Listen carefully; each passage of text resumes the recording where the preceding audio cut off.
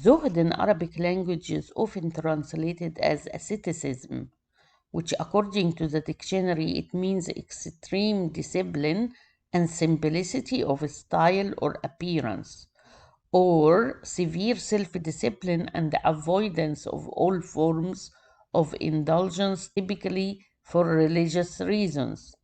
Imam Ahmad ibn Hanbal said asceticism has three levels. The first is abandoning what is prohibited. The second, which is severe self discipline, is avoiding indulging or overindulging in permissible things. And the third is abandoning what distracts you from Allah, and that is the level of the Gnostics. Sufyan al-Thawri, the great Sufi, said, "Zuhd in this world is the lack of wishful thinking. It is not by eating little food or wearing a simple garment." Allah says in Quran 11:86, "What is left from Allah is best for you." And Allah says in another ayah, "What you have will run out, and what God has will remain." That is why I like to translate Zuhd as effortless loss of lowly desires. Once you realizes and you receive what is eternal, what you have from Allah or with Allah, then the desire to seek something inferior or perishable and not fulfilling will drop off automatically. When you desire the company of Allah, then you find fulfillment in serving Allah and being the embodiment of the divine attributes, and you will not care about something less and perishable or harmful and less fulfilling. So, Zohd is leaving what you fear will harm you or will have harmful consequences by finding the alternative, the healthier alternative, or the more everlasting alternative.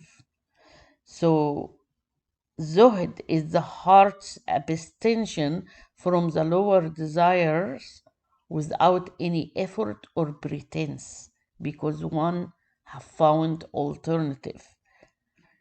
As Shibli, the great Sufi, said, Zuhd is abstaining from that which may busy you other than Allah.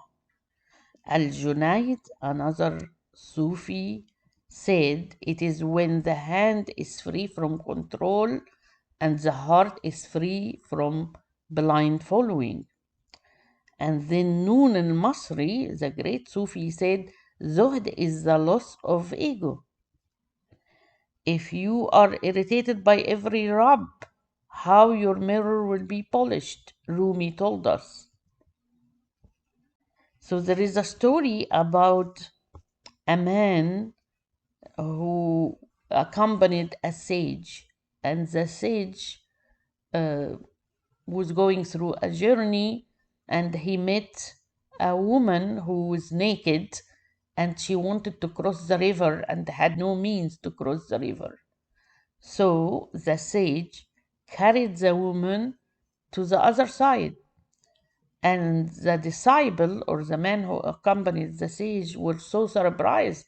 How come the sage would carry a naked woman? So he kept thinking of it hours in the journey until finally he couldn't contain himself, and he said to the sage, "How come you are a sage and you do such a thing?" He said, "What thing?" He said, You carried a naked woman." And he said, What naked woman? He didn't even remember. So Zuhd is like that when you're not indulging and it is done effortlessly because of the higher purpose, the higher alternative, which was in this symbolic story, is for the sage to save the woman or to help her. He's not concerned or tempted by the nakedness of the body. He is concerned about a higher cause.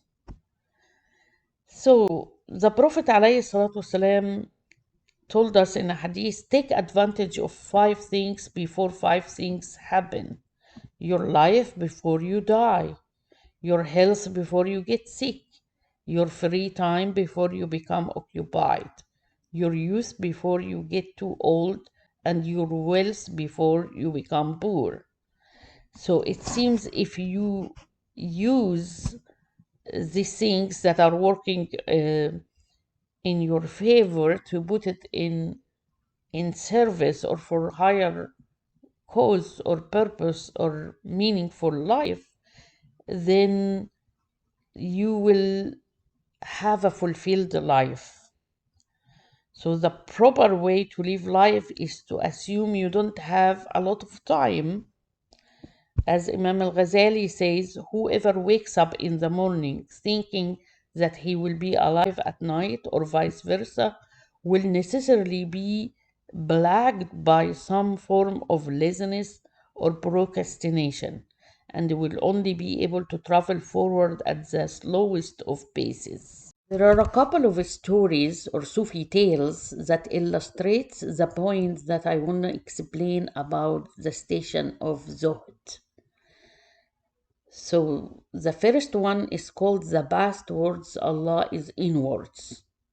And it says, a man purchased a cow, and he was not accustomed to dealing with cows.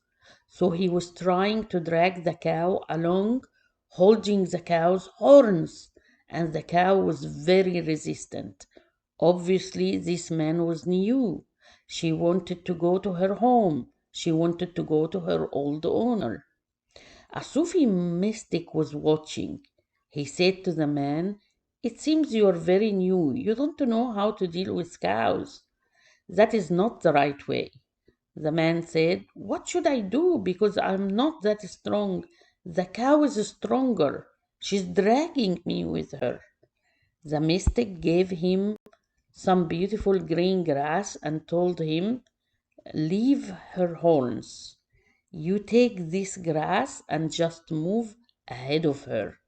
Keep the grass very close, but don't allow her to eat it. As she moves towards the grass, you go on moving towards your home, and it worked. The cow came because the grass was so close and so green and so fresh. She forgot all about the owner, and the immediate problem was how to get this grass. And it is so close, just hanging in front of her eyes. But the man went on moving slowly. The distance between the cow and the grass remained the same, and she entered into the house of the new owner, and he closed the door.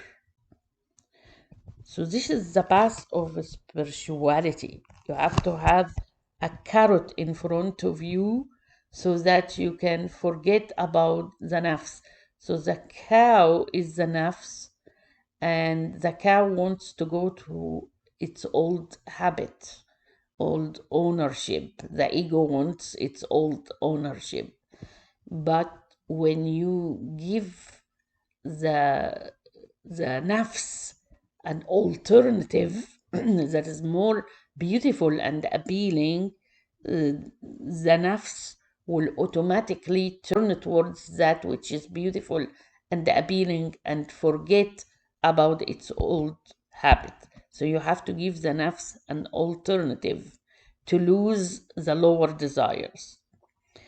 The second tale is called Identification is Misery. And it said Junaid, the great Sufi, was going through the marketplace of the town with his disciples. And it was his way to take any situation and use it as a teaching. A man was dragging his cow by a rope, and Junaid said, wait, to the man. and told his disciples, "Surround this man and the cow. I'm going to teach you something." The man stopped. Junaid was a famous mystic, and he was also interested in what he was going to teach these disciples and how he was going to use him and the cow.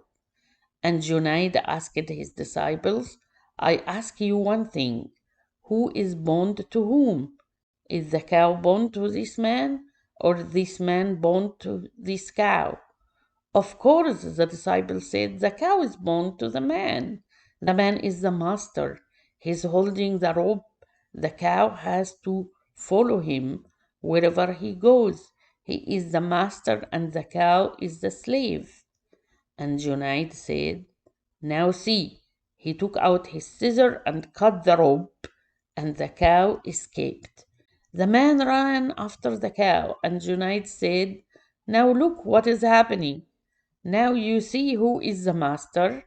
The cow is not interested at all in this man. In fact, she's escaping." And the man was very angry. He said, "What kind of experiment is this?" But Junaid said to his disciples, "And this is the case with your mind. All the nonsense that you are carrying inside is not interested in you. You are interested in it. You are keeping it together somehow. You are becoming mad in keeping it together somehow. But you are interested in it. The moment you lose interest, the moment you understand the futility of it will start disappearing. Like the cow, it will escape.